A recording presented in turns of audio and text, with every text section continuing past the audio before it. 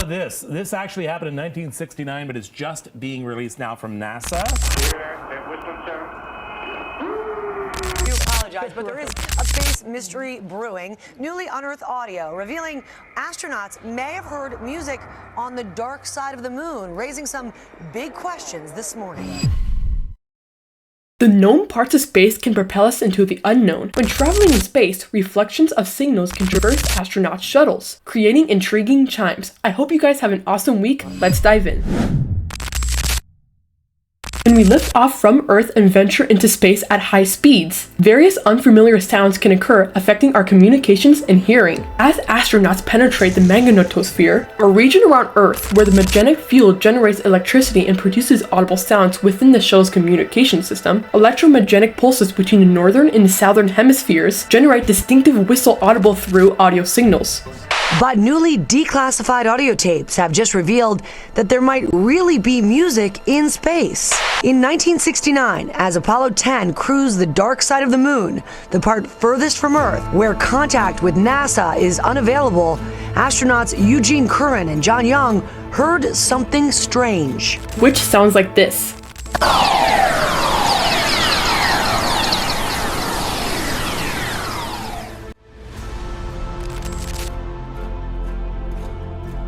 In a 2011 mission sent by NASA, the Juno mission recorded some interesting sounds. Is Jupiter signaling to us that it does not want to be visited?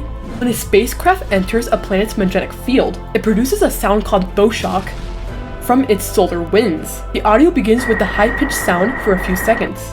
Then it will transition into a low-pitched audio when the bow shock collides with the audio. This annoying sound will continue for about 2 hours, reaching over 124 miles in height, which is about half the length of New York City. Similar to the Jupiter sound, this is caused by electrical strikes passing through the Allen-Vale belts, two groups of radiation surrounding Earth. When a shuttle passes through them, the ship's audio will detect this kind of music. High chirps and beeps are heard, with a rising and lowering frequency, occurring in a short period of time. Each of these sounds lasts about a second, then lowering again, which sounds like this.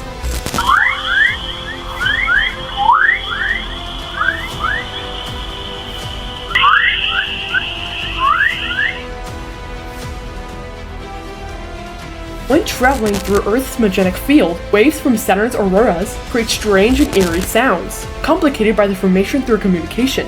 As they experience this upon entering our magnetosphere, it produces a sort of crunching or whistling sound.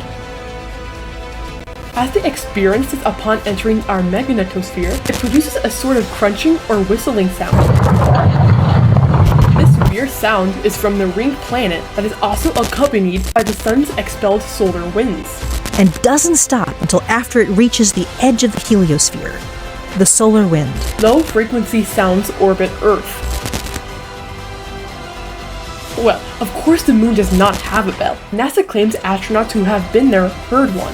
When the Apollo mission was initiated, concerns about the unknown were prevalent. Signals impact the shuttle during travel, creating a bell-like sound on their spacecraft. Unfortunately, NASA does not have a recording of this, but this can last for many hours before subsiding. A similar occurrence can occur when a significant earthquake hits Earth, a bell ringing. While we know there is no sound in space, the mystery of how these signals travel persists. NASA continues its quest for answers. Infinity Haven.